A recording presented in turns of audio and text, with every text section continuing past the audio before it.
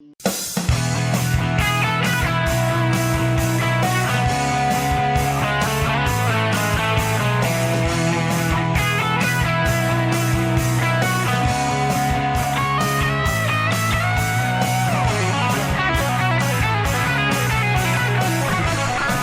청취자 여러분들 안녕하십니까? 그리고 시청자 여러분들 안녕하십니까? 진짜 안보가 돌아왔습니다. 이 방송이 이제 그 총선 직후에 한 달 정도 쉬었다가요. 예. 저는 한 달 만에 돌아왔고, 그리고 여러분들이 기다리셨던 우리 김종대 당선자께서 예. 한 9개월 됐죠. 이제 진행자로서 이 방송을 잠깐 중단한 지 작년 8월 말까지 하시고 예. 정의당에 입당해서 이제 선거 준비하시느라고 한 9개월 정도 공백기가 있었는데 9개월 만에 또 우리 김종대 당선자께서 돌아오셨습니다. 아이고, 안녕하십니까. 예. 그러니까 우리가 뭐 굳이 뭐 보통 진짜 안보가 우리가 이제 2013년 9월 달에 시작됐죠. 네. 이제 만 4년 가까워지고 있었는데, 그때 처음에는 김종대 정옥식의 진짜 안보를 시작했다가, 또 우리 이제 김종대 당선자께서 중간에 또 다른 일정에서 잠깐 쉬어서 뭐 정옥식의 진짜 안보로 갔다가, 예. 그리고 다시 결합했다가, 참, 걱정적이네. 뭐 시즌으로 따지면 4번째인데, 뭐, 진짜 안보 시즌 4 이렇게 붙이기도 좀 뭐하고, 예.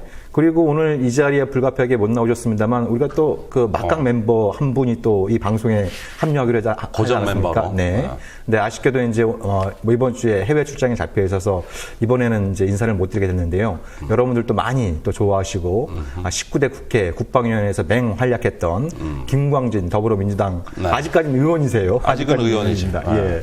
그래서 원래 뭐 저의 당초 그 욕심은 두 분이 국방위에서 양김시대를 열고 그래서 두 분을 이 방송에 모셔가지고 이제 두 분 현직 의원과 방송을 해봤으면 하는 이런 어떤 바람이 있었습니다만 아쉽게도 김광진 의원께서 이제 낙천하면서 이제 전직 의원 그렇지만 여전히 이제 또 우리 사회 건강한 발전을 위해서 많은 노력을 하기 위한 준비를 하고 있지 않습니까? 그래서 뭐 어제 이제 그 김 의원께서 저한테 전화 주셔가지고 꼭 이제 좀 방송을 함께 하고 싶었지만 불가피한 일정상 오늘 방송하지 못하게 된 점에 대해서 깊이 양해의 말씀 꼭 전해달라고 저한테도 신신당부 해주셨어요. 예. 뭐 다음 주부터 나오니까. 네. 그 8월 말에 이제 진행자로서 마지막 방송을 하실 때 꼭 살아 들어오겠다고 이제 약속을 하셨는데 아주 멋지게 아주 크게 살아 들어오셨어요. 예. 9개월 만에 이제 진짜 뭐 다시 진행자로 결합하게 된 소감 한 말씀 해주시죠.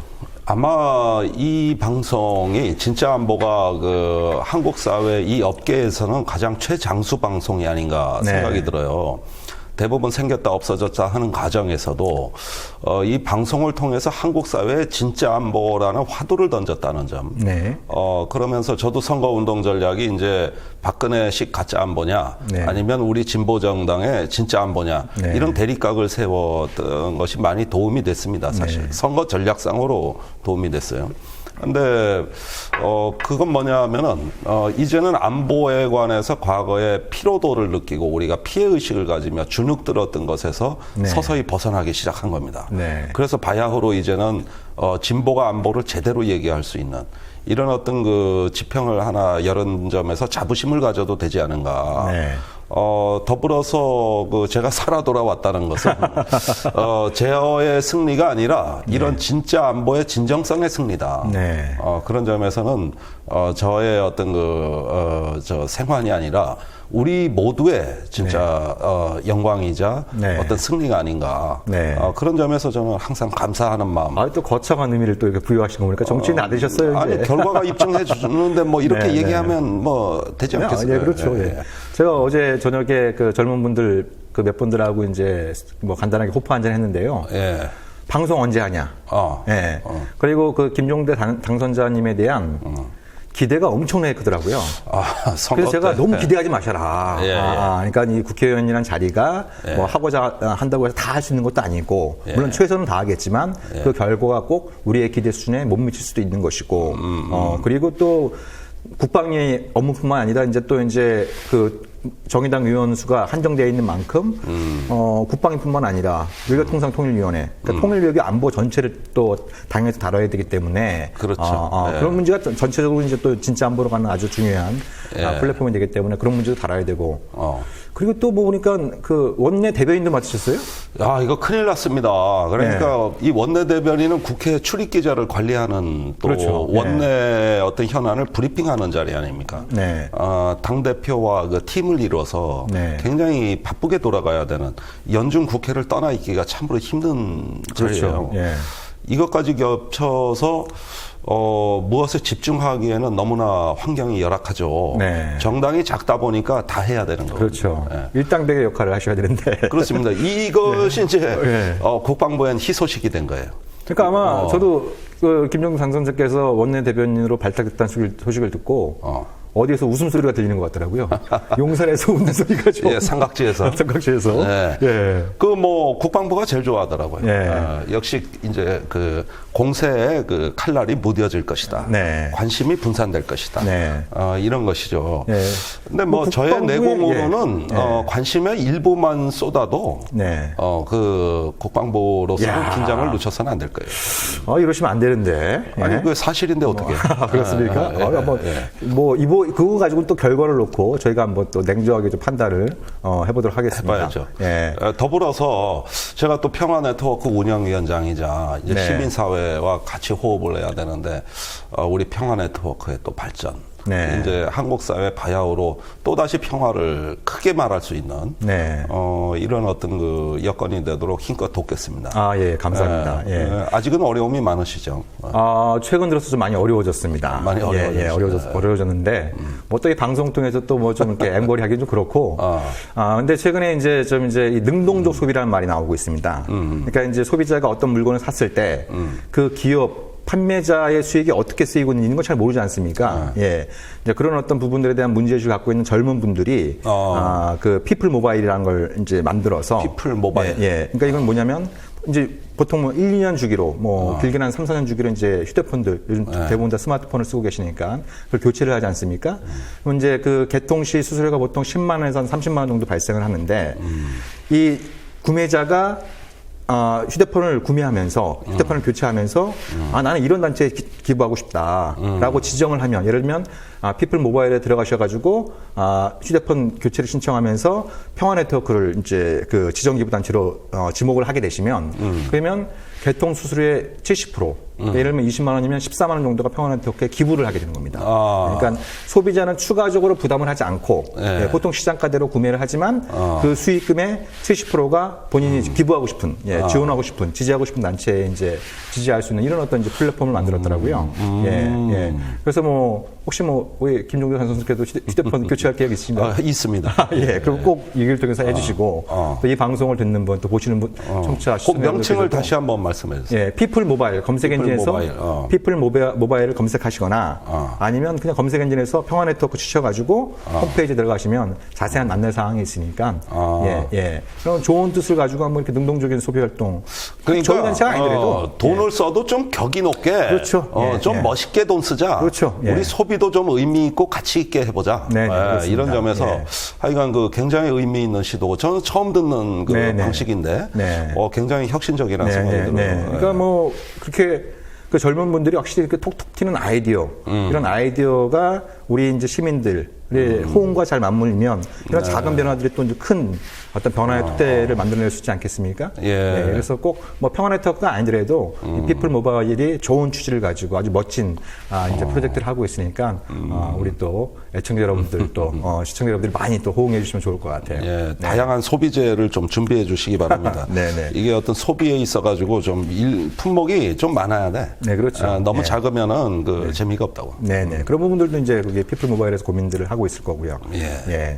그리고 이제 지금 뭐 우리가 사색에서는 호영호재하는 사이고 또 이제 이 중간중간에도 많이 만나 뵈면서 제가 느꼈던 것 중에 하나는 정의당에 입당했던 것도 굉장히 화제가 됐었고 그래서 혹시 김종대가 비례대표에서 떨어지는 게 아니냐 이런 어떤 이제 사람들이 어떤 일부 사람들이 기대를 했겠습니다만 정말 저도 그렇게 생각했어요 사실은 불리한 선거라고 봤죠. 정말 그런 어떤 우려를 갖고 있는 많은 당원들의 지지, 또 성원에 힘입어서 굉장히 좋은 성과를 내셨고, 그리고 그 다음에 당선된 이후에 언론 인터뷰만 해도 어마어마하게 많이 하셨죠? 거의 한국의 모든 언론에 다 나갔다고 봐야 됩니다. 각기 다른 인터뷰로. 이제는 언론의 그 일간지나 온라인 쪽이 거의 다 한 번씩 지나가고 나니까 이제 주간지, 월간지 차례가 남았습니다. 네. 그게 또 시작됐죠. 이제 길게 말하는 거. 네. 그런데 확실히 그 보수 언론에서조차 상당한 관심을 쏟는 거 보고 저도 뜻밖이었어요. 네. 언젠가는 물어 뜯겠지만 네. 지금은 일단은 호기심을 갖고 접근을 네. 하는데 제가 거침없이 설명을 해주죠. 어떤 질문이라도 다 답변을 해줍니다. 네. 그런 것이 몇 가지 원인이 있는데 첫째는 이번 20대 국회 가장 두드러진 특징으로서 네. 외교 안보에 대한 완전한 그 전문가 집단의 해체입니다. 네. 외교, 안보, 통일 3개 분야에서 네. 여야 4당이 정의당만 빼놓고 3당이 완전 전문가 집단이 실종됐습니다. 네. 거의 전무하다고 보면 돼요. 네. 일부 그 군 출신 인사가 있긴 하지만 극소수지만은 그렇게 어떤 전문성의 주목을 받고 있지 못하고 또 민주당의 경우에 보면은 이번에 국방위 신청자 제로. 완전 제로. 완전 제로. 그다음에 국민의당, 새누리당 각 한 명. 한 명씩. 예. 네. 이렇게 돼서 그럼 현재 스코어 3명인 건가요? 저를 포함해 셋입니다. 국방위원회가 그럼 상임위가 그 구성되려면 최소 몇 명이 필요한 거죠? 17명이 필요한데, 이제 강제 배정돼서 가장 힘없는 의원들을 배치하리라고 네. 보는 것이죠. 네. 결국은 여기가 이제 뭐 관심명사 집단처럼 약간 당에서 네. 조금 그 인정받지 못하는 네. 약한 초선들 중심으로 구성이 네. 되고 네. 일부는 이제 대선 가도로 가는 중진들이 올 가능성이 있습니다. 그렇죠. 결국은 비전문가 집단이라는 얘기예요. 네. 이런 어떤 그 참혹한 현실에서 이제 제가 갖고 있는 희소성. 네. 이게 이제 조금 저한테 프리미엄이 된 것이라고 할 수가 있겠고. 네. 그 다음에 우리가 뭐 외교 안보 이러면은 뭔가 이렇게 고정관념에 다 정해져 있는 어떤 거 하나의 보수의 전유물처럼 돼 있는 데서 도전장을 냈다는 거. 네. 그러니까 일단은 움찔한 것이죠. 여긴 누가 뭐래도 새누리당의 앞마당이에요. 네. 그 앞마당을 휘젓고 다니는 놈이 나타난 것이죠. 네. 저 사람 누구냐 이게. 네. 이래서 이제 그 언론에 많이 나갔는데 역시나 그 보도에 대한 반향 역시도 상당히 뜨겁습니다. 주변에서 질투하는 목소리 없나요? 있죠. 당연히 있죠. 그럼 나눠주셔야 되는데 언론에서 인터뷰 요청하는 것도 좀 나눠주시고 그래야 되는데. 아니 그런데 사람이 없어요. 예. 대상자가 없습니다. 우리 예. 분야에 누가 해서 지금 매우 우려스러운 현상입니다. 이제 동아시아 한반도 정세에 있어가지고 네. 상당한 어떤 도전과 시련이 예상이 되고 또 우리 내년 대선 또 그 이후까지 바라봤을 때 이제 어떤 그 우리 국가 공동체와 시민사회가 가야 될 어떤 장기적인 안목의 우리 생존 전략 네. 또 평화와 안전을 위한 우리의 어떤 그 거시적인 안목들 이런 것들이 이제 국가에서 잘 준비가 되고 정치에서 이런 것들이 신선한 대안으로서 활발하게 논의되는 게 이런 게 이제 국가의 전략 논쟁이고 네. 여기서부터 이제 우리의 어떤 의지와 또 우리의 지식들이 활발하게 더 풍성해져야 되는데 네. 현실은 거꾸로 가고 있어요. 그러니까요. 그러니까 문제의 크기, 우리가 해결해야 될 문제의 크기는 아주 작은 것에부터 네. 정말 거대한 것까지 예. 굉장히 이제 다양해지고 복잡해지고 커지고 있는 이런 상황인데 예. 그 문제를 풀 수 있는 정부의 기량은 이미 바닥이 났고 한참 미달하고 있다는 게 확인이 되고 있는 상황이고. 그렇습니다. 19대 국회 임기 동안 보더라도 이 국방 문제만 보더라도 예를 들면 이제 병역 내에서 여러 가지 이제 인권 침해 문제, 그리고 많은 국민들을 경악하기엔 방산비리 문제, 지금도 계속되고 있습니다. 군 인사 문제, 여러 가지 해결돼야 될 문제들이 굉장히 많았는데 정작 이제 이 플레이어들이 쫙 빠져나가고, 그러니까 제가 재미난 얘기 중에 하나 들었던 것 중에 하나가 왜 국방의 지원율이 이렇게 낮냐, 의원들 사이에서, 당선인들 사이에서. 그러니까 19대 국방이 대부분들이 이번에 다 낙선했다. 그러니까 그렇죠. 그런 소식까지 이제 성까지 번지면서 이번에 이제 지원율이 굉장히 낮아지고 있다고 하는데, 그러니까 가장 큰 걱정 중에 하나는 그것이 이제 정부가 됐던 국회가 됐던 아니면 이제 전문가 집단이 됐던 문제는 크게는 갈수록 커지고 있는데 그 문제를 다뤄야 되는 플레이어들, 선수들의 기량이라든지 이 숫자라든지 이건 갈수록 좀 약해지고 줄어들고 있다. 아예 없어졌어요. 이런 전문가 집단이 완전히 해체됐고 그 와중에서 제가 이 국민들이 참으로 그 20대 국회를 보면서 우려되는 건 뭐냐면은 정치에 이해할 수 없는 현상들이 많이 나타났는데 벌써 당선돼가지고 국회에 입성하기 전부터 다음 선거 걱정합니다. 그 정도로 선거에 대한 어떤 공포와 위기의식이 아주 강한 국회의원 집단들이 마련이 됐는데 이건 뭘 말하느냐 하면 앞으로 정부의 그 보조금을 확보하려는 치열한 경쟁, 또 자기 지역구에 도로 깔고, 그렇죠. 건물 짓고, 이런 어떤 그 소소한 그 사업들에 거의 목숨을 걸어야 되는. 그러면서 지역 발전을 위해서 뭐 했냐, 이 소리 듣지 않기 위한 필사적인 경쟁이 이제 벌어질 것이고, 그것이 결국은 국가적으로 어떤 큰 비리와 큰 구조적 문제에 대해서 오히려 더 무능력해지는 것이죠. 당장 내 당선이 중요하고 내 지역구가 중요하다 보니까 국가적인 문제를 다룰 틈이 없어지는 것이죠. 실제로 제가 여러 선거구에 가보고 했을 때 이제는 지역주의가 매우 극단적인 양상으로 발전하고 있다. 그러다 보니까 내 지역이 어떤 그 정당이나 국회의원을 선택할 때 굉장히 어떤 지역에 가져다주는 이해득실을 다 유권자들이 계산하기 시작했다는 겁니다. 그렇게 되니까 결국은 다음 선거를 위해 국회의원이 해야 될 일을 쭉 이걸 구상하다 보니까 이게 국회의원을 뽑는 선거인지 시의원을 뽑는 선거인지 아무런 차이점이 없어졌어요. 완전 똑같아요. 그게 이제 저로서는 좀 굉장히 우려스러운 부분입니다. 사실 우리 생존의 문제는 그렇게 지역적 단위에서 벌어지는 문제가 아니에요. 비정규직 또 청년 실업 이런 문제가 경상도가 따로 있고 전라도가 따로 있을 것 같습니까? 절대 아니죠. 그렇지 않아요. 대부분 국가에서 큰 구조 속에서 지금 파생되는 문제들이라고 할 수가 있는 겁니다. 그래서 그런 어떤 좀 초월적인 안목을 가질 수 있는 그래도 좋은 여건이 비례대표인데 유감스럽게도 이 비례대표들마저도 어떻게 들어오신 분인지 모르는 분들이 상당수입니다. 그렇죠. 그리고 이제 뭐 앞으로 지역구에서 재선을 노리려면 일찍 또 지역구 털을 닦아야 된다라고 하는 강박관념이 또 강해질 수 있고. 그렇습니다. 그러니까 이게 굉장히 어떤 한국 민주주의, 한국 국가의 건강한 발전을 위해서 반드시 짚고 넘어갈 문제인 것 같아요. 맞아요. 그러니까 이게 이제 자꾸 그 국회의원 말 그대로 국민을 대변하는 국민의 기구인 국회가 지역구 챙기기에 이제 급해지고 그러다 보면 정작 중앙정부가 하는 여러 가지 이제 이 정책들에 대한 비판과 감시와 견제의 역할이 약해지고 그리고 이제 중앙정부는 마치 선심 뜨듯이 지역구에 너 이거 줄게, 너 이거 줄게. 그 정부의 힘은 더 강해지는 것이죠. 기업의 힘도 더 강해지는 것이죠. 그 민주당이 광주에 삼성 자동차를 유치하겠다. 결국은 사실이 아닌 것으로 우리는 알고 있습니다만. 결국은 어떻게 됩니까? 돈과 권력을 가진 사람을 무조건 붙잡고 늘어져야만 살 수가 있는 것이죠.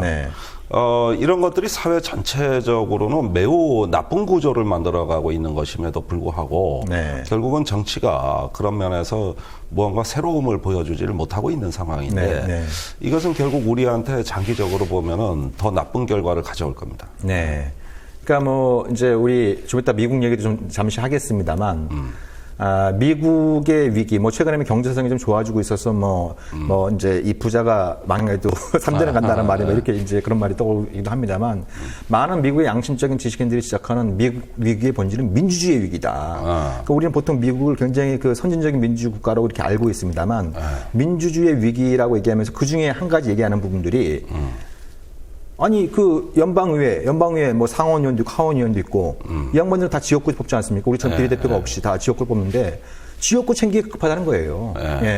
그러니까 뭐 워싱턴에 있으면서 뭐 같은 당 의원들이라든지 뭐 다른 당 의원들 이런들하고 예전 같으면은 뭐 좀 친분도 맺고 뭐 여러 가지 뭐 협상도 하고 이러면서 이 국가적 문제들을 하나둘씩 풀어가는 이런 부분들이 있는데.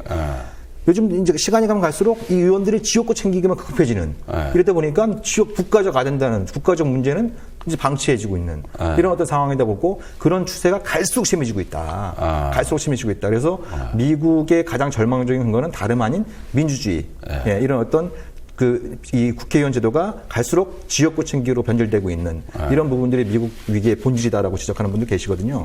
이런 부분들이 우리가 정말 그 반면교사로 삼아야 되고 같은 문제라고 봐요. 근데 우리 이제 초기 단계에 있으니까 이런 문제들이 좀 앞으로 좀 건강하게 좀 토론되면 좋겠다 이런 생각도 좀 아울러 드네요. 네, 한국 민주주의가 참으로 국민들한테 이제 질문을 던지고 있습니다. 우리 민주주의의 본질이 무엇인가?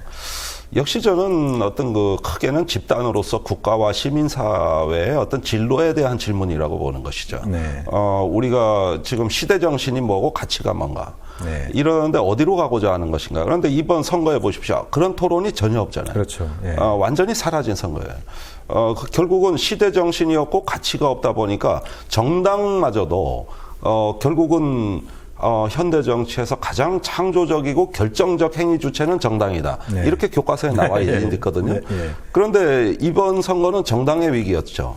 각 정당이 분열하거나 막장 공천을 하거나 또는 옥새 파동이 있거나 뭐냐면 그 정당 내부의 민주주의가 작동을 안 하는 겁니다. 이게 다 와해돼 나가기 시작을 했죠. 결국은 정치의 주체인 핵심 주체인 정당이 일단 위기를 겪었다. 이렇게 되니까 이제 시민들이 심판의 표를 행사하신 건 사실입니다만은 그러나 이것이 이후에 과연 정당을 바로 세우는 길로 가고 있는 것이냐? 제가 보기에 선거 끝나고 더 엉망됐어요. 지금 뭐가 혁신되고 있습니까? 이래서 내년 대선 이거 제대로 치러지겠는가? 참 우려되는 현상이죠. 자, 그럼 다시 이제 그 본주제로 돌아와서요. 아마 김종대 당선자하고 인터뷰한 언론에서 가장 많이 뽑은 그 헤드라인이 제목이 국방부의 저격수가 떴다. 저격수라고 하는 별명. 이거 뭐 애칭입니까? 아니면 뭐 좀 이렇게 좀 뭔가 이렇게 좀 디스하는 이 표현인지는 잘 모르겠습니다. 저격수라는 표현 마음에 드십니까? 그거 별로 마음에 들지 않습니다. 매우 선정적인 기사라고들 생각이 됩니다만은. 이렇게 한번 생각을 해보죠. 국방이나 국방부 자체를 저격한다는 것은 있을 수 없는 일이죠. 그렇죠. 이거는 상당히 많이 나간 표현입니다. 그런 것보다는 사실은 그 내부에 있는 부패 세력이 있다든가 또는 그 전략가들이 주도해야 되는 걸 이데올로그들이 주도하면서 결국은 안보의 본질 또 평화의 본질이라고 할 수 있는 것을 훼손한다거나 이런 부분이 있으면 어떻게 되느냐. 국방부가 저격당하는 겁니다. 그런 걸로부터 오히려 국방부를 지켜줘야 되는 것이죠. 역설적으로. 국방부의 지킴이다? 그렇죠. 그렇게 해서 그 국방부가 국민을 지키도록 해야 되는 겁니다. 결국은 일단은 지켜내기에 바쁜 건데 그러려면은 누가 사실은 국방부에 대한 저격수냐 하면은 군피와 방산비리 세력입니다. 이 사람들이 제가 보기엔 저격수예요. 뿐만 아니라 이제 그 시대에 뒤떨어진 인식으로 인해서 우리 아이들이 그 어떤 반인권 상황에 방치되는 것을 마치 당연시하는 어떤 그런 그 과거의 권위에 의존하는 세력들이 이 사람들이 저격수예요. 그렇다면은 아무래도 그래도 우리 동생, 아들, 조카가 가 있는 군대에서 그런 어떤 아는 우리 아이들이 우리 형제들이 가 있는 조직을 어떻게 사랑하지 않을 수 있습니까? 당연히 우린 보호하고 사랑해줘야 되는 거예요. 그렇죠. 그런데 그것을 공격하는 세력이 있다는 것이죠. 저는 그게 이 나라의 뭐 애국과 안보를 입에 달고 다니면서도 결과적으로는 그걸 망치는 세력들이라고 생각합니다.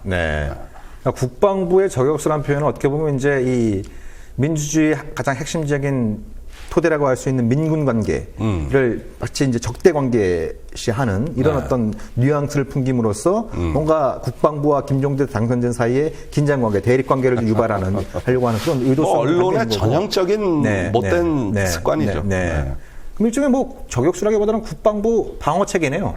국방부 방어 체제.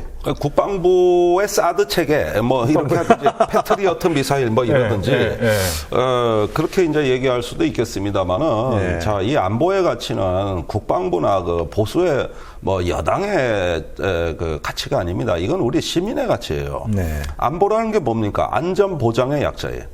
우리가 지금 생활에서부터 어떤 주변 외교 또 군사적인 상황에 이르기까지 굉장히 많이 위험에 노출돼 있습니다. 그것을 무언가 시민이 자원을 투입해서 내가 직접 지키질 못하니까 네가 한동안 좀 대리자로서 전문가로서 좀 해라. 네. 이렇게 권력을 위임한 거예요. 네. 그게 바로 군대입니다. 그렇죠. 예. 그러면은 그 사람들은 대리인, 즉 에이전트란 말이고 권력은 시민이고 또 국민이라는 것이죠. 네. 이게 바로 파워죠. 네. 예. 그런데 지금은 어떻게 돼 있냐? 군이 파워가 돼 있고 시민이 에이전트가 돼 버렸어요. 네. 결국은 시민은 보호받아야 되는 객체가 돼버린 것이지 이 안보라는 가치의 주인 노릇을 못하고 있습니다. 네. 이것이 비정상인 것이죠. 네. 결국 이거를 제대로 바로잡아준다는 것은 어떻게 보면은 시민이 그들을 보호해주고 책임져주는 네. 그러면서 본래 그 본질에 가까울 수 있는 네. 이런 어떤 모습을 취하는 걸로 이제는 정상화해주는 겁니다. 네. 그런데 군대는 국민을 닮아야 됩니다. 국민을 닮은 군대가 돼야 돼요. 네. 프랑스의 나폴레옹이 징병제를 채택하고 나서 그 유럽의 귀족 군대를 파죽지세로 격파하고 유럽 전역을 호령하지 않았습니까? 네. 프랑스가 국력이 강해서 그랬느냐가 아니라 그때 부르주아 그 민주주의 혁명 이런 어떤 그 혁명의 결과물로 만들어낸 근대 국민국가의 발명품으로 징병제가 있었고 네. 여기에 이제 혁명적 애국주의 또 시민이 이제 그 주체가 된 국민군대를 편성하니까 이 군대를 이길 당사자가 유럽에는 없는 거예요. 네. 그러니까 원래 징병제나 군대는 이렇게 국민을 닮으면 강해지는 것이죠. 네. 그런데 우리 군대는 똑같은 제도를 채택하고 있음에도 불구하고 국민과 군대를 괴리시키고 분리시켜서 결국은 따로 놀겠다고 해버리는 그 순간 국민의 닮은 모습이 아니라 전혀 그 닮지 않은 국민으로부터 고립되는 예외적 존재로 예, 취급되기 예, 시작했습니다. 예, 예. 그러면서 또 권력화된 거예요. 네. 그러니까 이게 이제 시민의 자산이 아니라 짐이 돼버린 것이죠. 네, 네.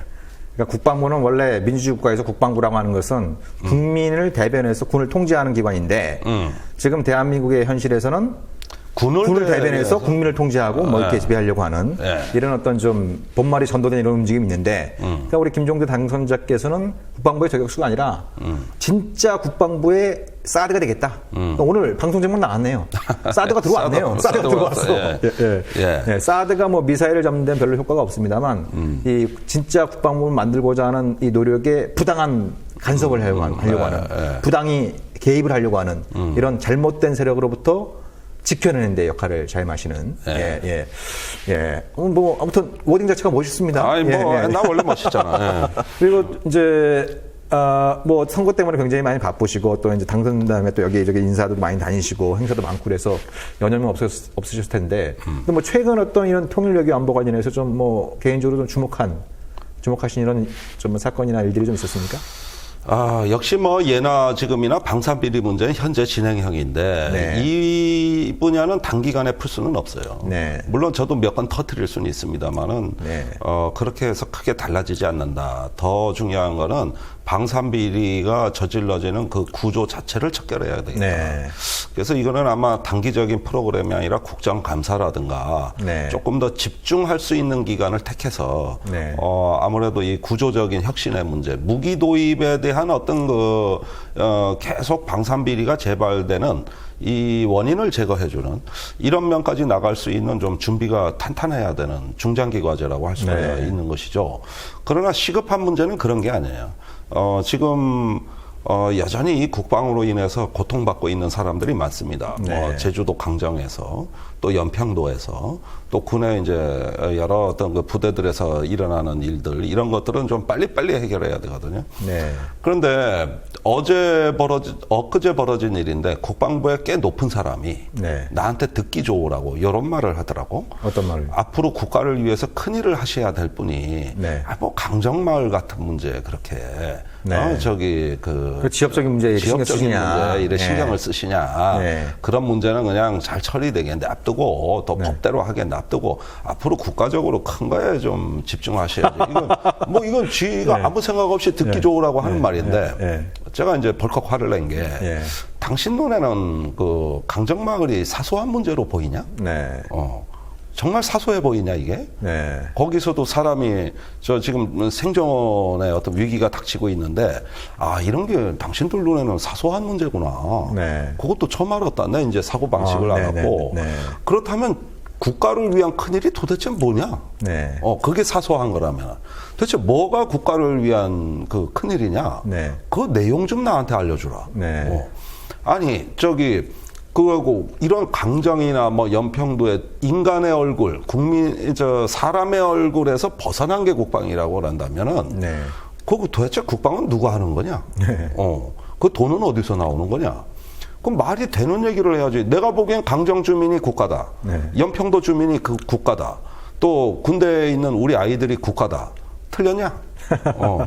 이게 국가가 아니라 그러고 네. 국가를 위해 큰일이 따로 있다고 생각한다면 네. 그 발상부터 맞잖아. 앞으로 나하고는 말이 안 통할 거다 그러면 그 양반이 데려주고 말로 받았네요 그냥. 그래가지고 어떤 이런 문제에 대해서 항상 그 사람들은 그래왔어요. 세월호 문제도 이게 이제 국가적으로 이제 좀 잊어버릴 때도 됐지 말이야. 꼭 말을 이렇게 해왔고 네.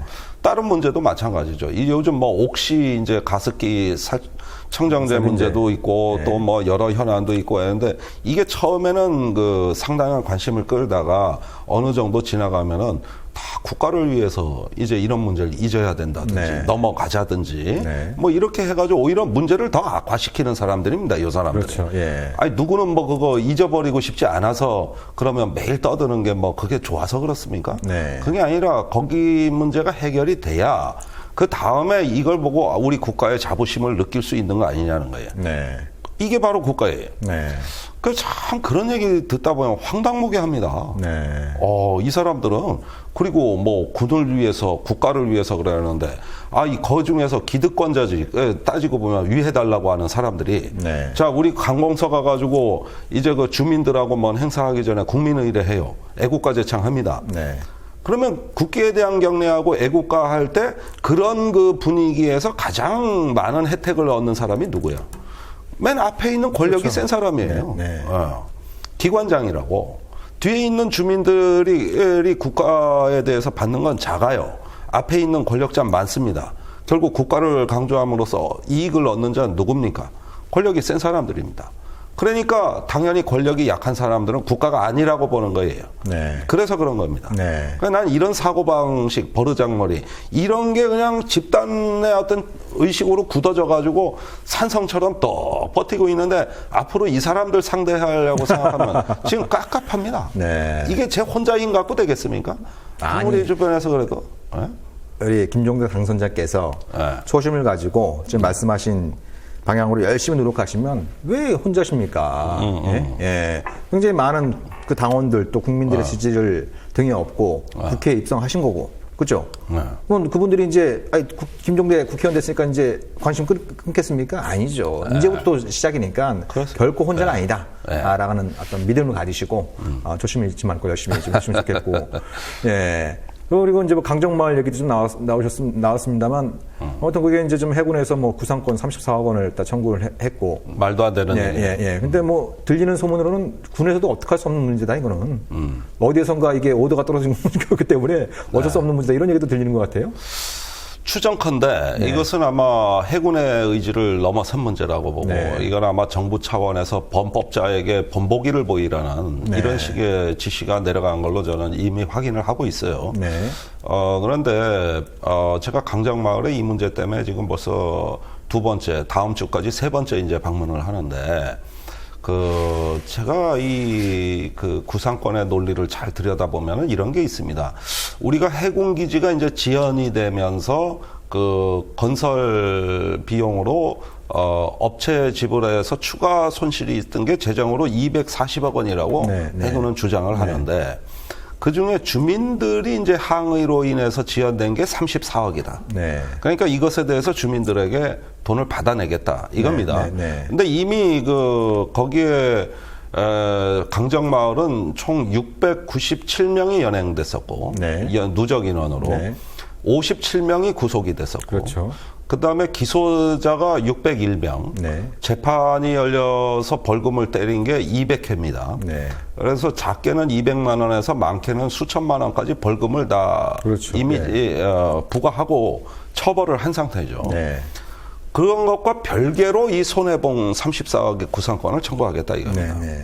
그러면은 240억 원의 그럼 나머지 손실은 또 어디서 발생했느냐 하면은 해군이 잘못 판단한 게 있어요. 태풍이 온다는 걸 무시하고 도크를 그렇죠. 설치하다가 그게 와르르 무너져서 예. 공기가 지연됐다든가 이런 것들의 실수들도 자기들도 많이 한 거예요. 이건 구상권 안 물겠다는 겁니다. 네. 이거는 자기들의 실수는 구상권 물 사유가 안 되고 네. 오로지 그 마을 주민과 시민단체에게만 손해를 그렇죠. 청구하겠다 이 얘기예요. 네. 그러니까 공사가 지연된 여러 가지 요인들이 있습니다만 말씀하셨던 건 뭐 태풍. 근데 이미 그러니까 전 세계 어디를 봐도 해군 기지를 많이 아니라 곧 그러니까 돌출된 부분에 만드는 데는 없지 않습니까? 예. 근데 돌출된 부분에 만들고 특히 이게 제주 남방 해역이니까 거긴 태풍이 안 불려도 평소에 바람도 굉장히 세고 그렇죠. 태풍이 오면 굉장히 큰 바람도 세고 또 파도도 높게 치기 때문에 해군 기지를 부적합하다. 이런 얘기는 예전부터 있었던 거거든요.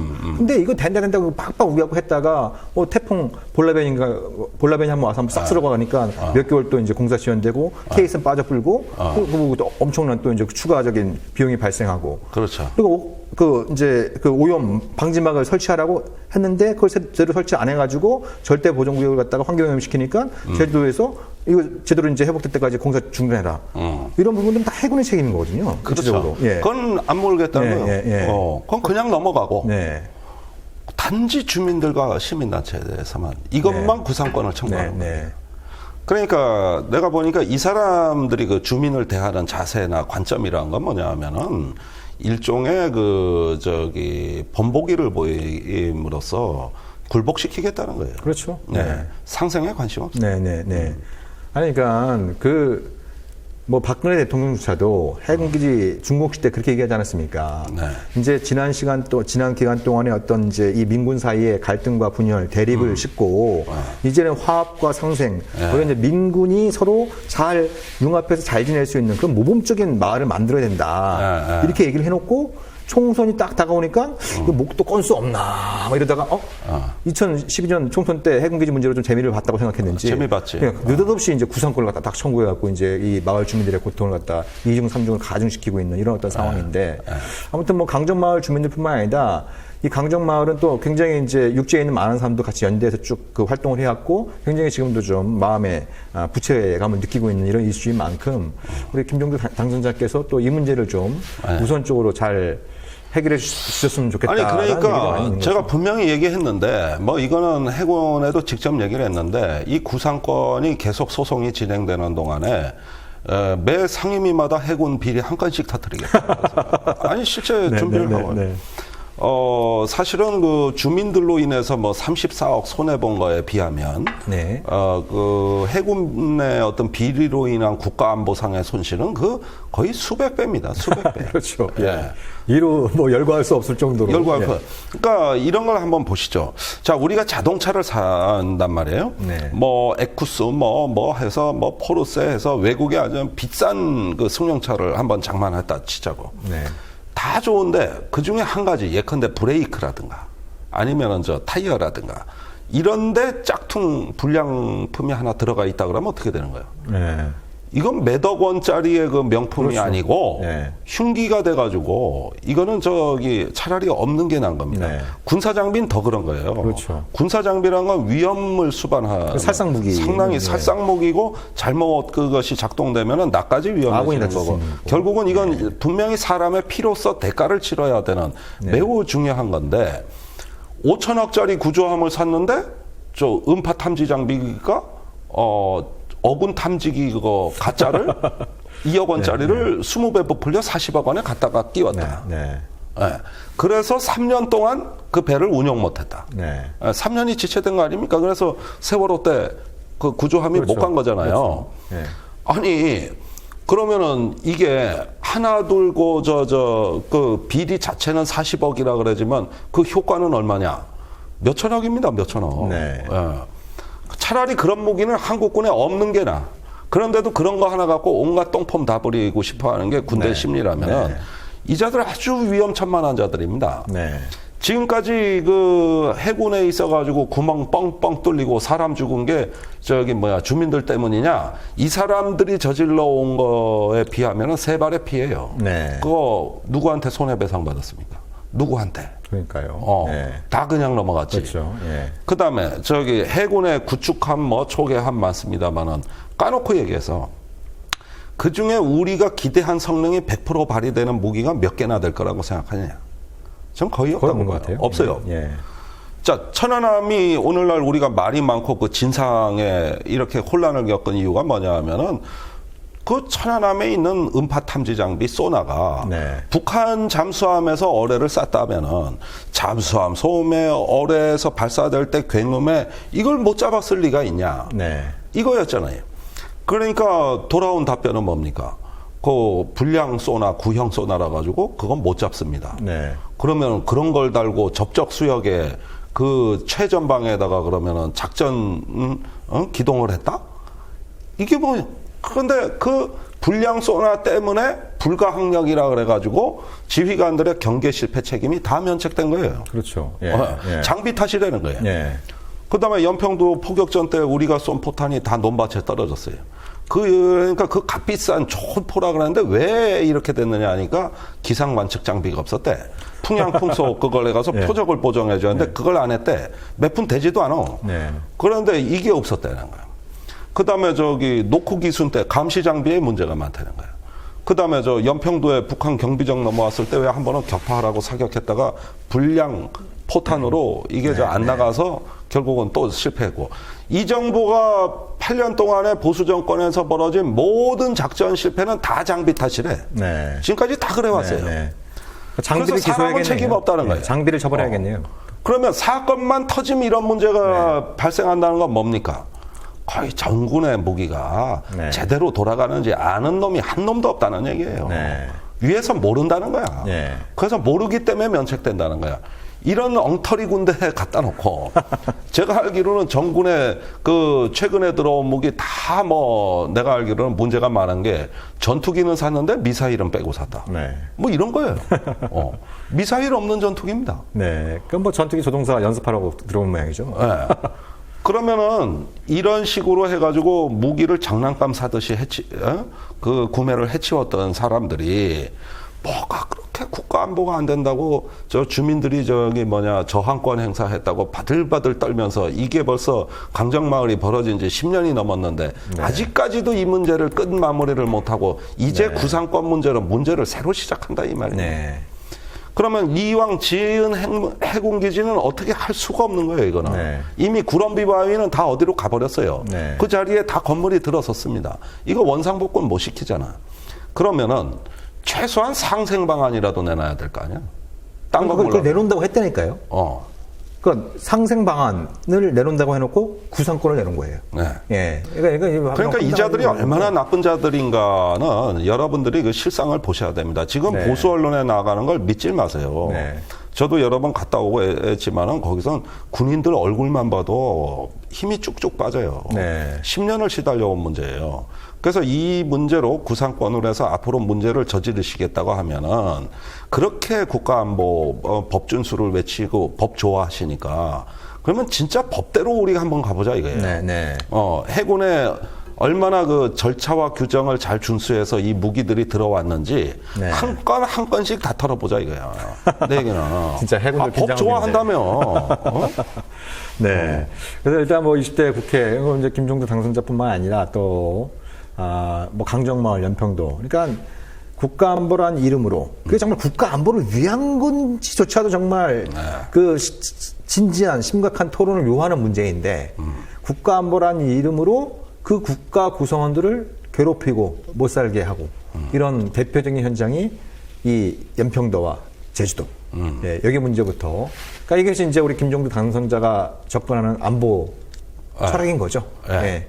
주민부터 국민부터 시민부터 그분들과 함께 그분들의 고충을 덜어내는 그분들의 애환을 씻어내는 그런 어떤 이제 의정 활동을 이제 다짐을 해주셨고. 네.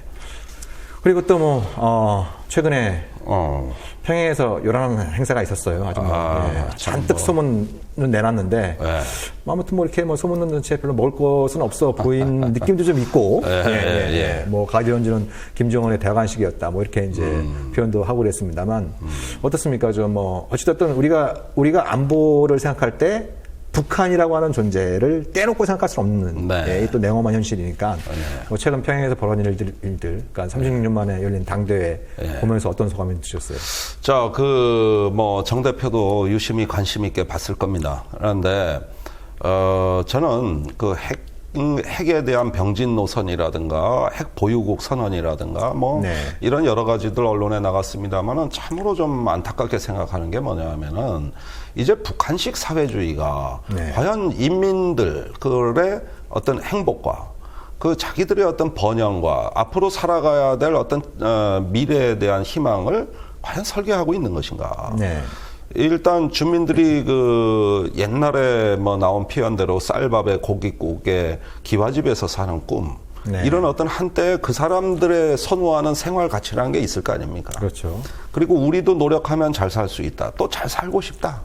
이런 어떤 이왕이면 가치 있게 좀 살아보자고 하는 이 사람에 대한 어떤 희망을 불러일으키는 이런 비전이 이번에 많이 누락이 된 것은 이제 북한 사회주의가 정체되어 있고 또 철학의 빈곤과 어떤 그 미래에 대한 어떤 자신감의 결여가 드러났다고 생각이 됩니다. 일단 가장 중요한 건 민생에 관해 가지고 뭐 경제개발 5개년 발전 전략이라고 내놨습니다만은 제가 보기에는 그거 갖고는 그쪽 인민들한테 뭔가 우리도 더 잘 살 수 있다는 희망을 주기에는 너무 부족하잖아요. 그러니까 이런 부분이 한쪽에서는 좀 소홀히 취급되는 가운데 핵 보유국이라는 어떤 그 자기의 어떤 국가적 위신과 그걸 통해 가지고 이제 미국과 담판을 지을 수 있는 한 손에는 평화협정, 한 손에는 핵무기를 드는 이런 식의 국가 전략에 이제 체제와 운명을 다 걸겠다는 이런 어떤 결의 같은 게 느껴지고, 그럼으로써 결국은 북한이 어떤, 특히 미국을 위시한 세계에 이제 도박을 감행하는 이러한 부분에 대해 가지고 굉장히 좀 우려스럽고 착잡하게 생각을 하죠. 우리도 한때 한반도 비핵화, 또 평화와 어떤 그 안전에 대한 이 한반도에 대해서 우리는 낙관주의를 그동안 많이 갖고 또 언젠가는 북한도 설득과 대화를 통해 가지고 그런 길로 오지 않겠는가 하는 기대감 속에서 지난 20년을 살아왔다고 해도 과언이 아닙니다. 그런데 이제 그러기에는 너무 넘지 말아야 될 선언들이 넘어가는 것 같고 또 굉장히 또 그걸 급하게 그 당대회 전에 미사일을 3번 발사했는데 다 실패했습니다. 그것도 각기 다른 사유로 추락했어요. 하나는 폭발, 하나는 추락. 이렇게 됐다면은 이제 그런 시스템을 점검해서 가도 늦지 않을 건데 계속 쌓아올리는 이런 어떤 뭐하면 무언가 시간에 쫓기고 있다는 얘기거든요. 일종의 이제 그 성과에 대한 조급증 뭐 이런 것들이 이제 북이나 남이나 많이 반영된 거죠. 그런 부분들이 좀 많이 있는 것 같고. 근데 이제 다만 이제 그런 뭐 제가 북한 전문가는 아닙니다만 제가 봤던 이제 전반적인 북한 당대회도 그렇고 그걸 바라보는 남한의 시선도 그렇고.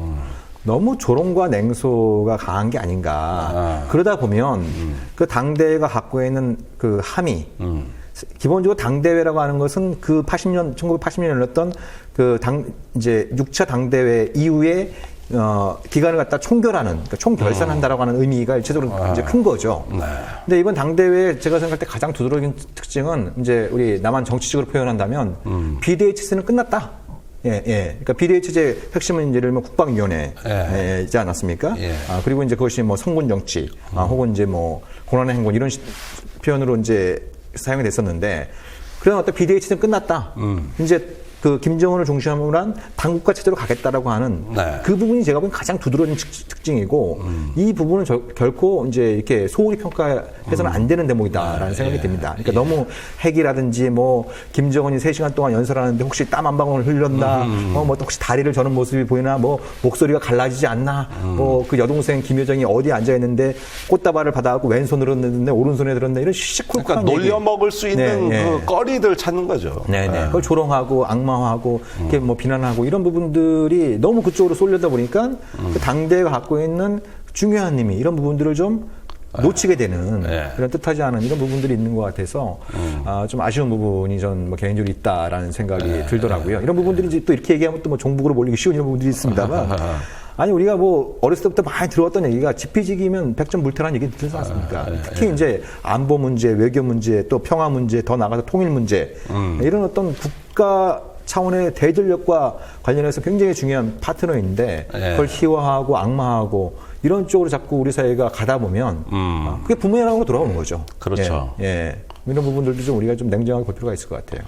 그렇습니다. 이제 사실은 이제 북한 체제가 기로에 놓여 있고 또 거기서 북한식 생존 전략 이런 것들에 대한 치열한 모색 그게 결국은 통치 체제로 이제 많이 나타나는 것이죠.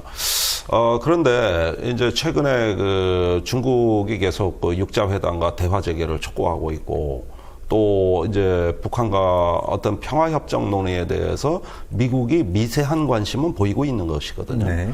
뭔가 어쩌면은 북한에 대한 압박과 제재를 가하더라도 다른 외교적 수단은 없는가에 대한 관심은 아직은 있는 것 같아요. 그러니까 재미난 게 그거였어요. 왜 며칠 전에 제임스 클래퍼, 미국 DNI, 그러니까 국가정보국 국장이 비밀리에 한국에 와서 고위 관계자들 만나고 돌아가지 않았습니까?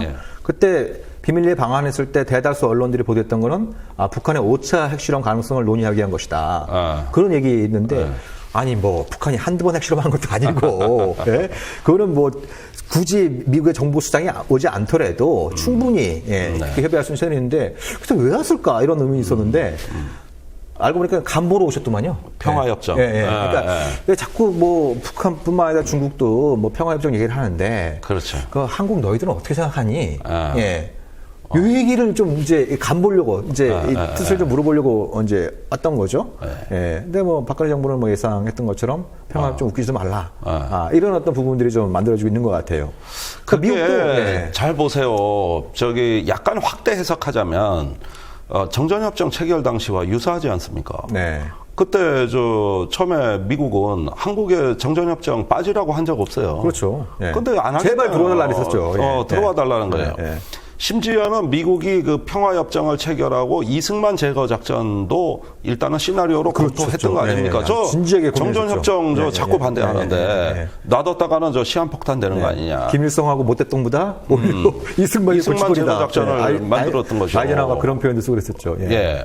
그것은 뭐냐면은 어느 순간에 이 한반도 문제를 이제 관리하고 좀 국면을 바꾸겠다고 할 때 우리 정부가 개겨버리는 이랬을 때 그 정전협정에 우리가 당사자로 참여 못하고 지난 60년 넘게 상당히 국가적인 취약성을 스스로 감수해 왔던 거 아니겠습니까? 그런데 이제 평화협정 논의가 그 버전 2잖아요. 그런데 이 평화협정 부분에 있어서 사실 주변국은 끊임없이 관심을 보여왔던 것이죠. 그런데 60년 전하고 똑같은 태도로 지금 한국 정부가 고집을 피운다면 그렇다면 박근혜 대통령은 제2의 이승만이 될 수도 있는 거 아니냐. 물론 미국이 박근혜 대통령을 제거하지 않겠지. 그런 일은 없겠지. 오히려 이승만을 달래듯이 그때 한미 상호 방위 조약을 53년에 체결하지 않습니까? 이러면서 또 60년에 한미 행정협정이라든가 이런 것들은 그 당시에 한국에 준 선물의 의미가 있었던 것이죠. 이런 식으로 줄 수도 있는 것이죠.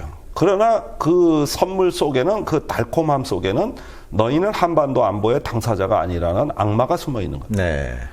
그러니까 결국은 평화협정에 대한 이런 우리의 어떤 적대적 태도라는 것은 이거는 한번 성찰을 해야 됩니다. 원래 평화협정이라는 건 가치 중립적 표현이에요. 이건 북한의 선동이나 중국의 뭐 카드다 이런 식으로 우리가 정치화돼서 그렇지 원래 정전협정이 평화협정으로 이행되는 것은 매우 가치 중립적인 과정이자 표현입니다. 근데 이게 한국에서는 정치적인 어떤 색깔이 너무 강하게 칠해져가지고 북한이 주장하면 우리는 응해서 안 되는 걸로 돼 있잖아요. 그러니까 평화협정 문제가 이제 근래 역사에서 가장 많이 공론했던 때가 이제 노무현 정부 때 아닙니까? 특히 이제 말기 때. 그러니까 다 보수가 다 그랬던 건 아닙니다만 그래도 힘께나 쓰는 보수들이 그때 맨날 얘기했던 게 노무현의 의도는 전작권을 완수하고 평화협정을 체결해서 주한미군을 천수시키는 데 있다. 이상한 3단 노보를 만들어갖고 막 미국 대사관 쫓아가고 막 미국 대사한테 막 항의하고 또 미국 대사한테 조인트 까이고 막 이런 일들이 막 노무현 정부 때 많이 있었는데 그 모습이 지금 재판되고 있고 그리고 그 정전협정 체결 당시를 말씀하셨습니다만 결국 한국이 빠진 바람에 이승만이 빠진 바람에 김일성, 팽덕회, 그 다음에 미국이 아니라 유엔군 사령관을 대표해서 마크 클라크. 이 세 사람이 한 거예요. 그냥 우리도 모르는 사이에 서명해버렸어요. 그러니까 지금도 흡사하게 세 나라는 그게 적극적이던 뭐 조건이 있던 뭐 같이 하든 간에 비핵화하고 같이 하든 간에 세 나라는 평화협정을 입에 올리고 있어요. 근데 가장 중요한 당사자인 한국이 빠져 있을 뿐만 아니라 그걸 어떻게든지 막으려고 이렇게 하고 있는 상황인데 또 재미난 여기서 이제 우리가 주목할 것 중에 하나가 왜 이제 그 올 2월 달에 왕이 중국 외교부장이 그러면 비핵화하고 평화협정을 동시에 같이 논의하자 이렇게 제안하지 않았습니까? 사실 이게 처음입니다. 그러니까 언론이나 일부 전문가들이 잘못 듣고 있는 게 중국이 그전부터 그런 얘기를 해왔다고 알고 있는데, 제가 그 엊그저께 육제회담 수석대표를 만나서도 이제 확인을 해봤습니다만, 중국이 그런 구체적인 제안을 해놓은 건 이번이 처음이었다는 거예요. 그럼 그전에는 주로 어떻게 했느냐? 한국이 안을 내는 거예요. 그러니까 뭐 9.19 공동성명 체결할 때도 그 이제 정전치들을 항구적인 평화체로 대체하는 별도의 포럼을 만들자. 그러니까 북한이 강하게 얘기하니까 한국이 수정안을 내놓고, 그럼 또 미국이 입장을 내고, 그럼 중국은 자기들의 의장국답게 거중조정 역할을 하는 거예요. 근데 이번에 처음으로 그런 안이 나왔고, 그리고 뭐 아직 확인이 안 됐습니다만 중국이 그걸 더 구체화시키고 있는 안 내놓고 있습니다. 그게 뭐냐면 평화협정만 부족하다고 한다면 북한의 NPT 가입까지 여기 넣자. 이런 얘기를 갖다 이제 지금 미국 쪽에 얘기를 하면서 상당히 좀 구체적인 안을 대한민국이 아니라 중국이 만들고 있는 거예요. 중국이 만들고 있는. 옛날에 우리가 하던 일이죠. 그러니까요. 그러니까 통탄을 노리신 거죠. 그래서 저는 정전협정의 그 분위기다, 이게. 물론 미국의 태도는 조금, 확실치가 않아요. 그거는 짚어봐야 돼요. 그런데, 결국은 뭡니까? 이거는 이제 우리가 평화 과정, 평화 프로세스를 주도하지 않겠다 그러면은 결국은 주변국이 개입하게 되는데 그게 바람직한 결과를 내느냐는 거예요. 그건 정전협정과 마찬가지죠.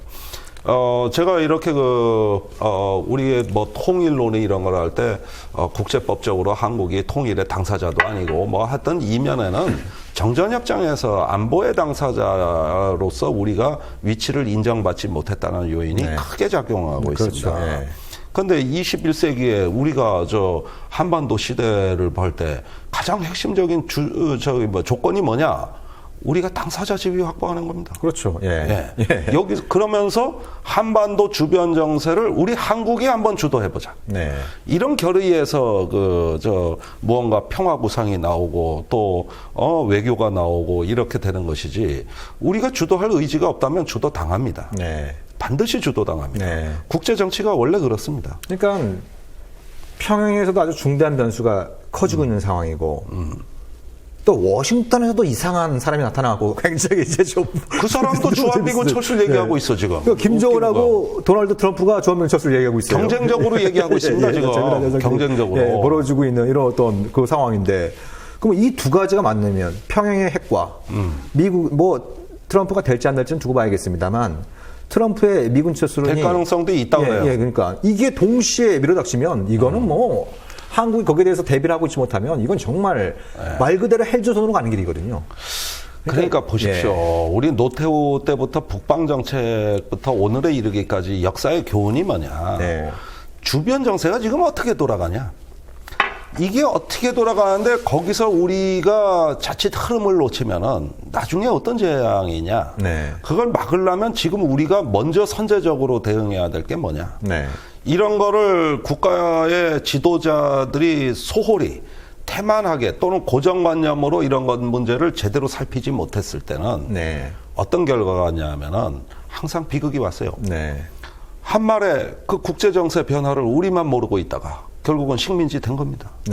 또 남북한의 분단 때도 그다음에 그 전쟁의 분위기 속에서 에치슨 라인이 나오고 할 때 뭐냐 단독 정부 타령만 하다가 전쟁 난 겁니다. 그런데 노태우 때 북방 정책은 그나마 이렇게 동서냉전이 허물어지고 새로운 세계 질서가 오는데 이 세계 질서의 변화가 뭐냐를 보고 그나마 막차에는 올라탄 거예요. 먼저 대응은 못했지만은 그 마지막 막차에는 올라타서 이제는 그 변화에 동참을 한 거예요. 재미난 배경 중에 하나가 전두환이 노태우를 88 올림픽 조직위원장으로 임명하지 않았습니까? 그러니까 노태우가 이제 조직위원장이니까 더 배러. 그러니까 참가국이 많을수록 특히 동구권 국가들, 소련 이런 나라들을 참가하면 이게 단지 스포츠 행사가 아니라 전 세계적인 평화 행사가 될 수 있으니까 이런 나라들 열심히 돌아다닌 거예요. 다녀보니까 이게 세상이 바뀌고 있네. 그럼. 네. 그러니까 노태우의 국방 정책에 아주 숨은 공로를 수리한 사람이 전두환이에요. 어떻게 보면. 네. 그러니까 보십시오. 우리 청취자 여러분들이나 우리가 지금 이 한반도의 백성으로 살아가는 데 있어 제일 중요한 자세가 뭐냐. 변하는 세상에서 우리가 낙오되면 안 된다는 걸 잘 생각하고 네. 우리한테 유리한 방향으로 어떻게 하면은 좋은 방향, 그것도 평화와 안전을 구축할 수 있는데 우리가 주변 정세를 주도할 수 있는 요 계기를 포착해서 네. 거기에 한번 집중할 수 있는 이런 나라는 국가의 품격이 높아지고 살기가 좋아지고 항상 뭔가 역사를 우리가 끌고 간다는 자부심이 높아. 네. 그런데 지금같이 주변에서 이렇게 돌아가고 있는데 아니라고만 말하면서 조금이라도 변화를 거부하고 두려워하는 이런 정권 하에서는 어떻게 되느냐. 네. 할 일이라고는 북한 정권 조롱하고 욕하는 거 외엔 할 일이 없는 거예요. 이게 어떤 결과를 가져올까? 앞으로 어떤 결과를 초래할까 이게요. 네. 그건 다 역사적으로 이미 경험했다는 걸 잊어서는 안 됩니다. 네. 이 한반도를 둘러싼 이 지정학적인 거대한 변화의 흐름들이 있을 때, 예? 그럴 때 이 변화의 흐름을 놓칠 때마다 우리의 운명은 말 그대로 골로 갔던 거죠. 임진왜란이 그랬고, 병자호란이 그랬고, 말씀하신 구한말이 그랬고, 해방 전후가 그랬고, 그렇잖아요. 예. 그리고 또 다시 이제 아주 거대한 변화들이 이제 나타나고 있는 이런 어떤 상황들인데, 이건 전혀 뭐 그런 거 보지 않고 있고, 네. 예, 이런 어떤 상황이고, 그리고 제가 그 트럼프 현상도 이제 우리가 한번 기회가 되면 그쪽 전문가를 모셔가지고 다음 방송에서 한번 다뤘으면 좋을 텐데, 이걸 개인의 현상으로 치부하는 이런 부분들이 있어요. 네. 근데 그렇지가 않다는 거죠. 예. 미국에서 특히 이라크 전쟁, 아프간 전쟁 거치면서 미국의 이른바 그 세계 경찰 국가론에 대해서 반대하는 여론이 꾸준히 높아졌습니다. 예, 꾸준히 높아졌어요. 그러니까 미국이 뭐 딴 나라 자꾸 뭐 감나라 대추나라 뭐 툭하면 군사력 동원해서 굳이 개입하지 않아도 될 것 같다가 개입해서 문제를 더 키우고 이러면서 이제 미국 사회는 갈수록 또 못 사는 사회가 되고 양극화되고 불평등이 심화되고 이런 상황에서 이제 트럼프라고 하는 어떤 정치적인 괴물이 나타난 거거든요. 예, 예. 그러니까 이제 많은 미국 사람들이 생각할 때 그런 거죠. 아니, 우리는 먹고 살기도 힘들어 죽겠는데 왜 다른 나라를 갖다 미국이 지켜줘? 트럼프가 한국을 두고 뭐라고 그랬습니까? 위대한 산업국가라고 표현하지 않았습니까?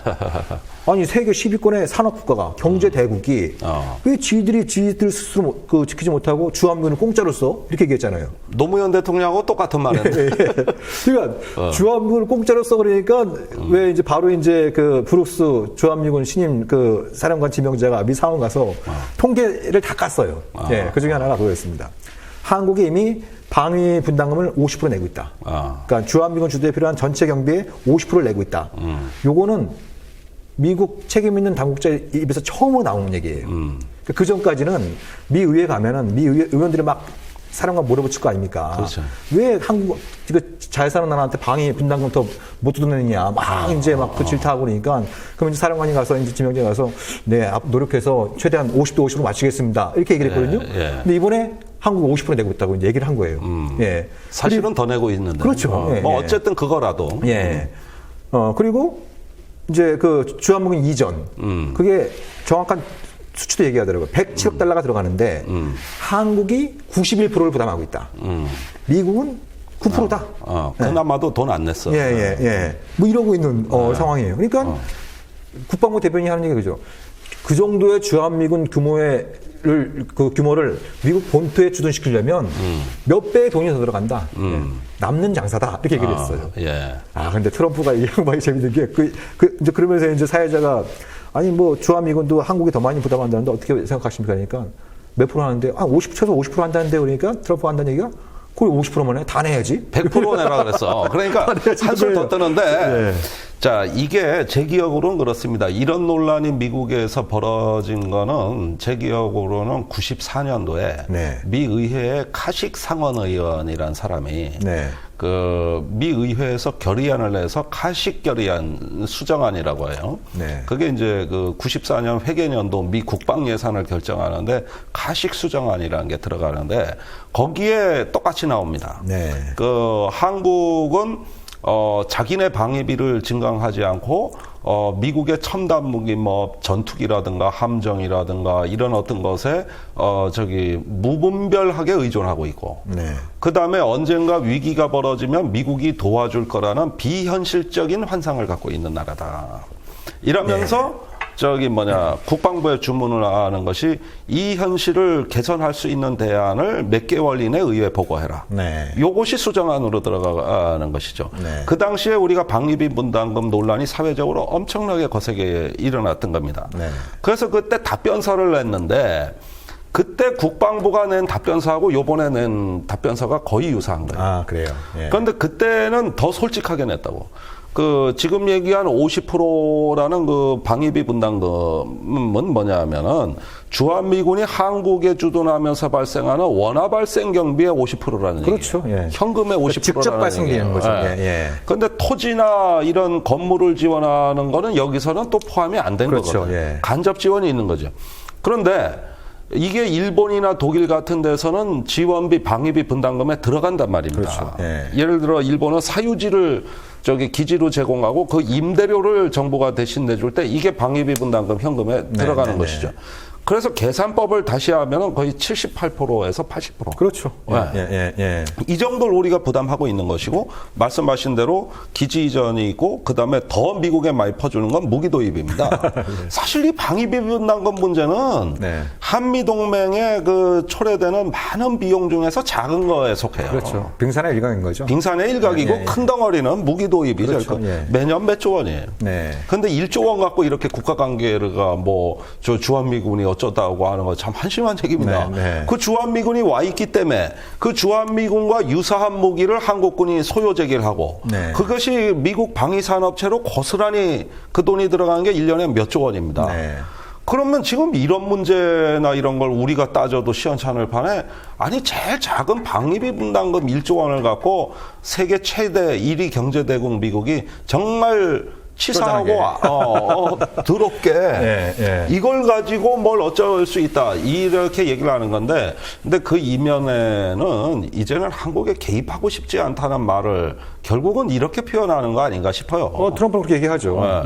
그리고 그런 고립주의의 가장 큰 점은 어쨌든 이런 말이 나올 수 있는 토양에는 가장 핵심적인 사안은 역시 미국의 재정 적자라고 봐요. 너무나 누적되는 국가 부채와 재정 적자 이 부분이 결국은 나중에 어떤 식의 다른 언어로 표현되든 간에 결국은 미국은 정부는 더 이상 부담하기 어렵다는 이런 표현으로 나오게 되는 그렇죠. 이건 일종의 그런 논리에 파편에 불과한 것이죠. 그래서 미국 내에서도 이제 내년도 국방 예산 한참 심의 중에 있는데 국방부는 한 6천억 달러 정도를 냈습니다. 근데 의회에서 쭉 검토를 해보니까 이게 동맹이라 그런지 한국을 닮아간다는 거예요. 그 무슨 말씀이냐? 아까 이제 김종대 당선자께도 지적하신 것처럼 이게 국방부가 기존에 갖고 있는 무기를 갖다 잘 유지 관리해서 그걸 쓸 생각을 안 하고 자꾸 비싼 무기, 첨단 무기, 새로 사야 큰 무기, 자꾸 새로 사들이는 데 관심을 갖고 있지 않습니까? 그러니까 운영 유지가 잘 안 되다 보니까 이제 군 사고가 굉장히 많이 발생하는 건데 미국도 똑같은 현상이 벌어지고 있다는 거예요. 그러니까 운영 유지비는 갈수록 줄어들고 이게 이제 이른바 군산복합체들, 이제 이런 어떤 네트워크를 가지고, 거기에 이제 그 해당 지역구 의원까지 이제 끼어들어가지고, 자꾸 신규 사업을 만들어놨는데, 자꾸 거대한 신규 사업을 만드는데, 국방 예산이 계속 갖고 있으니까, 어젠가요, 뉴욕타임즈가 사설에서 적나라하게 까더라고요. 이런 식으로 가다가 미국 국방력의 기초가 무너진다.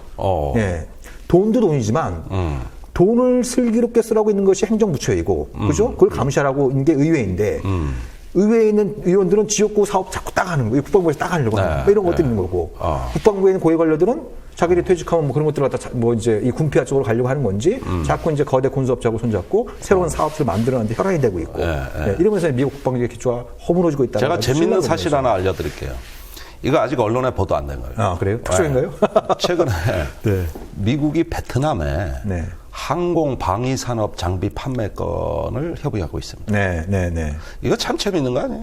75년도에 베트남 전쟁이 종결되고 나서 그 이후로도 20년 넘게 미국과 베트남은 아주 적대 국가인데 이제 거기에 무기를 판다는 겁니다. 두 가지가 있겠죠. 첫째는 중국을 견제하기 그렇죠. 위해서는 예. 이제 베트남도 우방이자 동맹이라는 네. 이 변화된 인식이 있는 것이니까 빨리 팔아서 힘을 네. 키워줘야 된다. 네. 두 번째, 우리 무기업체 먹고 살기 어렵다. 그렇죠. 예, 예. 그렇죠. 예, 예. 그러니까 이 두 가지 국가 이익이 걸려 있으니까 네. 지금 한국 정부에도 여기서도 베트남의 군사 장비 판매돼 가지고 뭐 미국이 모든 장비를 다 갖고 있는 건 아니니까 네. 또 베트남 재래식 군대는 한국 장비가 더 어울리는 부분도 있는 거거든요. 네. 이런 부분에서 지금 한국의 방산업체까지 뛰어들었어요. 네. 참 그 재밌는 일이에요. 예, 예. 그러니까 결국은 이제 그 공급 과잉 상태로 규모의 경제가 이미 무너져 있는 군산복합체 입장에서는 사실은 이런 중국을 핑계로 해가지고 이제 아시아 국가들을 무기의 구매자로서 계속 관리해야 될 필요성이 엄청나게 고조돼 있습니다. 네. 근데 말씀하신 국방 예산 부분은 그런데 왜 그렇게 국방 예산은 늘어나는데 미국의 그 전쟁 수행 능력은 약화되느냐? 네. 그것은 그 군산복합체를 연구개발 집단이 주도하고 있기 때문입니다. 네. 그러니까 기존에 쓸 수 있는 무기가 있는데도 왜 새로운 무기 소요가 또 들어오냐 하면은 그 개발 집단, 연구자들, 미국의 그 연구기관의 50%가 국방 관련 연구기관이에요. 그래가지고 새로운 소요와 더 첨단화된 테크놀로지에 돈들이 몰려와야 되는 거거든요. 이게 로비 집단으로 형성이 되다 보니까 사용자와 괴리된 공급자 집단이 생겨난 것이죠. 네. 그래서 수요와 공급이 안 맞는 거예요. 지금 이라크 전쟁에서 뭐 스텔스 전폭기가 왜 필요합니까? 거기는 재래식 장비로 싸우는 네, 원시 전쟁입니다. 그런데 미군들 보면은 별다른 무장이 없어요. 옛날 무장 그대로라고. 네. 그런데 첨단 무기는 잔뜩 가서 역할이 없다고. 그러니까 결국은 투입하는 그 첨단 테크놀로지 무기 체계하고 실제 전투의 소요가 안 맞는 겁니다. 네. 이게 이제 공급자에 의한 어떤 모순이죠. 네. 거기서 규모의 경제가 깨지고 이래서 군산복합체가 지금 공황 상태에 직면해 있는 거거든. 그러니까 한 푼이라도 더 연구개발 집단을 이걸 국가안보 자산으로 보고 지켜내기 위해서는 새로운 무기 소요가 계속 나와야 되는데 결국은 전쟁에 쓸모없는 무기를 개발해야 된다는 역설에 직면하는 그렇죠. 것이죠. 그러니까 그럼 무기 산업이 갈수록 안보 논리보다는 경제 논리, 자본의 논리, 고용의 논리 이런 쪽으로 이제 변질되고 있는 거예요. 그렇게 가고 그러니까 있는 이제 것이죠. 미국이 갈수록 이제 그런 어떤 경제 중시 이런 어떤 사회적인 분위기가 형성될수록 이것이 우리한테 다가오는 어떤 이 부담이라고 하는 것은 계속 커질 수밖에 없는 거거든요. 그렇습니다. 이럴 때 한국이 한반도 평화 관리를 어떻게 할 것이냐. 그러니까 최악의 만남은 어떻게 보면 평양에 있는 핵과 트럼프식의 미군 초수들이 만날 때 아닙니까? 네. 이게 전혀 불가능한 조합이 아니다라고 하는 건 뭐 트럼프가 이번에 되든 안 되든 그런 현상은 앞으로 계속 지속될 수 있기 때문에 그러니까 예를 들면 우리가 뭐 생각해볼 수 뭐 생각하는 것 자체가 뭐 이 불경시되는 문제일 수도 있겠습니다만 예를 들어서 앞으로 트럼프가 됐을 때 김정은하고 트럼프가 만나갖고 김정은의 아젠다는 평화협동체가 아닙니까? 네. 트럼프 아젠다는 미국 빼겠다는 거 아니에요. 그렇잖아요? 한국이 다 부담 안 하면. 네. 그렇잖아요? 여기에 아주 묘한 교집합이 있다는 겁니다. 그렇잖아요. 네. 예, 주고받고 이런 거래가 될 수 있는데. 그렇죠. 근데 이런 부분들에 대해서 한국이 지금부터 잘 대비해서 그걸 주도할 생각을 안 하면 앞으로 어떤 일이 벌어질지. 예, 이건 아무도 이제 이 장담할 수 없는 문제인 거죠. 그렇죠. 예, 이런 부분들을 좀 두루두루 좀 봐야 되는데. 근데 요즘 보니까 청와대에 계신 분은 딴 일로 굉장히 바쁘신 것 같아요. 뭐 그러니까 뭐 어디 뭐 좀 이렇게 그 세일즈 외교 뭐 이런 거 해서 좀 그래도 경제 어렵다는데 지지율을 좀 올릴 수 있는 이벤트가 없냐. 네. 이런 게 이제 뭐 이란 갔다가 이제는 아프리카, 프랑스로 이렇게 전 세계 이제 누비고 네네. 거기서 이제 또 뭐 얼마 MOU 체결했다고 이제 해서 경제 효과가 수백조라고 하겠죠. 아니 지금 안 봐도 이제 보십시오. 아프리카에 가서 그 자원 부국과 손을 잡고 한국 기업의 진출에 어떤 그 길을 텄다. 네. 이것의 국내 정치 효과는 대략 300조에서 400조에 육박한다. 요거 내일 모레 발표문에 나올 거야. 네. 그러니까 이번에 이란 갔다 와서 뭐 이란 수주액이 52조 원에 달한다 이렇게 얘기하고 있지 않습니까? 근데 저는 정부도 정부지만 언론이 너무한다 이런 생각이 들었어요. 예. 이거는 뭐 보수적인 언론뿐만 아니다, 뭐 공중파 방송뿐만 아니다, 진보적인 언론에서도 이런 문제를 짚어줘야 되는데 좀만 자료를 찾아보면 이게 얼마나 리스크가 큰 사업인지 알 수 있습니다. 그렇죠. 자, 제가 몇 가지만 이 부분 관련해서 좀 드리고 싶은 말씀이 있는데 이란 경제 제재가 우리가 첫 번째 잘못 알고 있는 것 중에 하나가 이란 경제 제재가 해지된 걸로 알고 있어요. 예, 해지된 게 아니고 100을 기준으로 하면 한 50 정도 해제가 됐습니다. 네. 50은 남아있어요. 예, 근데 이게 핵심입니다. 그 50의 핵심은 미국 주도의 금융지주가 남아있는 거예요. 금융지주가 남아있는 거예요. 이러니까 어떤 현상이 벌어지냐면 경제제재 해제했다니까 제일 먼저 그 이란 경제에 관심을 갖고 있는 쪽에 유럽연합이지 않습니까? 유럽연합. 이쪽에서 막 이제 그 비즈니스맨들이나 은행가들이 가서 막 거래 체결하고 막 이런 일도 벌어지는데 근데 미국에서 자꾸 이상한 소리가 들리는 거예요. 야, 너 왜 우리가 그 금융제재 대상으로 지정한 이란 혁명수비대하고 거래해? 그래? 그건 이런 은행이 아니 예를 들어서 이란에 A라는 그 뭐 회사가 있으면 이 A라는 회사하고 이란 혁명수비대하고 관계가 있는지 우리가 어떻게 아냐? 이런 거예요. 근데 우리 자료상, 미국은 우리 자료상에 있다. 너희들 기소할 거야. 너희들 벌금 내. 그래갖고 지난 몇 년 동안 유럽은행이 미국에 낸 벌금 액수가 150억 달러입니다. 150억 달러예요. 네. 예? 예. 그래서 유럽은행들이 미국한테 하소연을 하는 겁니다. 야, 우리 유럽 경제가 안 좋고 이란은 이제 다시 이제 경제가 살아나려고 하는데 그리고 이란 경제가 살아나야 핵 합의가 잘 유지될 거 아니냐, 잘 이행될 거 아니냐. 이렇게 하려고 그러는데 너희들 때문에 잘 안 되니까 그러면 우리가 이란하고 할 수 있는 일이 뭔지 그걸 좀 목록을 좀 정리해 줘라. 예를 들면 이란하고 이런 사업은 가능하고 이란의 이런 기업과는 괜찮고 이런 것들을 좀 목록을 줘라. 그럼 우리는 그것 따라서 하겠다. 근데 미국은 또 그 목록도 제출을 안 하고 있어요. 예, 문서화된 목록조차도 유럽연합에 안 주고 있어요. 그러니까 이 유럽의 연합들이 이제 열받아가지고 막 얘기하고 다니는 거죠. 아니 뭐 이란하고 핵협상 체결해갖고 뭐 경제제 해제하면은 엄청나게 막 그 이제 유럽 경제도 도움이 될 것처럼 막 얘기를 해놓고 이거 막 생각해보니까 이게 완전 빛 좋은 개살구다. 그래서 유럽 연합이 막 들끓는 거예요. 그래서 며칠 전에 존 케리 국무장관이 런던에 가서 유럽의 은행관들 다 불러 모았습니다. 네, 그럼 산다는 얘기가 그거예요. 야, 왜 우리 미국 핑계를 내냐? 미국 핑계 대지 마라. 미국은 너희들이 이란과 그 거래하는 거에 대해서 방해할 생각에 초도 없다. 그러면서 덧붙입니다. 단 미국 법과 미국 금융 제재가 허용하는 범위 내에서만 해라 이거예요. 그러니까 은행가들이 물어보는 거예요. 그러니까 그게 허용하는 게 뭔지 알려달라는 거 아니냐 이거예요. 예. 그래가지고 다들 좀 주춤하고 있고 이 부분이 앞으로 굉장히 주목할 게 현상이 뭐냐면 이제 두 가지 현상이 나타나고 있습니다. 미국 내에서 나타나고 있고 이란에서 나타나고 있어요.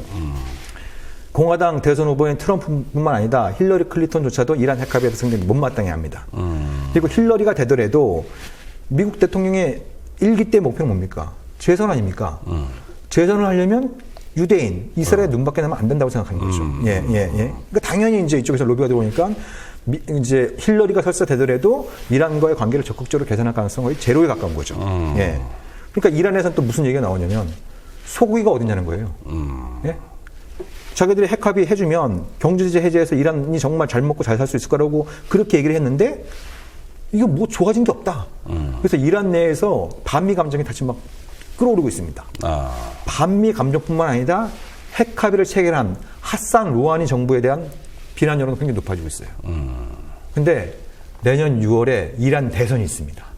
네, 이란 대선이 있습니다. 그래서 이란 내에서 나온 얘기는 뭐냐면 이런 식으로 가면 이란에서 개혁파 정권에서 강경파 정권을 바뀔 수 있고 그건 매우 우려되는 현상이에요. 그럼요. 예. 자, 우리가 중동에서 이스라엘 라빈 총리하고 아라파트 피에로 의장하고 평화협정을 체결하고 캠프 데이비드에서 3자가 악수를 했지 않습니까? 네. 클린턴 대통령 주재하에서 이때 중동 평화가 다 왔다고 생각했잖아요.